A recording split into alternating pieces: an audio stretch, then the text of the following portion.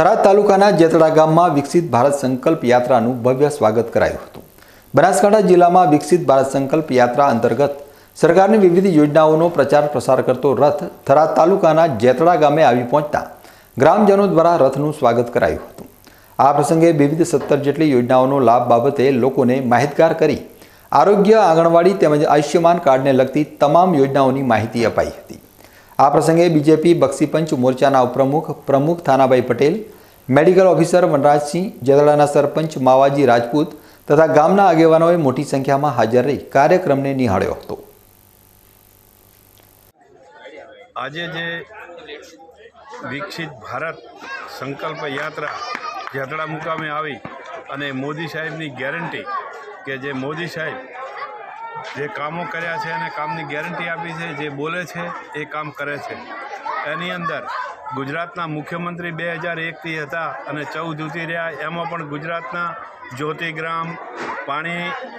નર્મદા યોજના, સુજલામ સુફલામ વગેરે કામો, ઘણા આરોગ્યને લગતા 108 ઘણા બધા કામો કર્યા।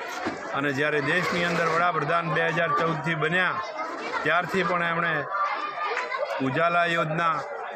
ગરીબો માટે શૌચાલય અને ગરીબોના ઘર,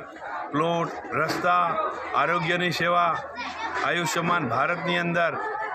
ગંભીર બીમારીઓ કે જે ખર્ચમાં ન પહોંચી શકે એવા ગરીબોને પણ 5 લાખ અને હવે 10 લાખ કર્યા, એવા આયુષ્યમાન કાર્ડ પણ આપ્યા અને એના કારણે ઘણા ગરીબ લોકોની જિંદગી બચી કે જે એ ન ખર્ચો પહોંચી વળે એ ખર્ચો એની અંદર પહોંચ્યા। એવી વિવિધ યોજનાઓ, વિશ્વકર્મા, કૌશલ્ય યોજના, આધાર કાર્ડ, રેશન કાર્ડના સુધારા, ઘણી બધી એવી યોજનાઓ લાવી, બેન્કેબલ યોજનાઓ લાવી અને આ બધું રસ્તા, રોડ, પુલ બધું એ રીતે ભારતને વિકસિત અને દુનિયાની અંદર યુક્રેનનો જ્યારે રશિયાનો યુદ્ધ ચાલતો હતો એની અંદર પણ એમણે બહુ ભારતના લાવવા માટે જે ત્રિરંગાથી અહીંયા યુદ્ધ બંધ રખાવીને પણ લાવ્યા। અહીંના જે વિદ્યાર્થીઓ હતા એમને એ સારી ભૂમિકા ભજવી અને દુનિયાની અંદર 1 થી 5 નંબર સુધી પહોંચાડ્યો અને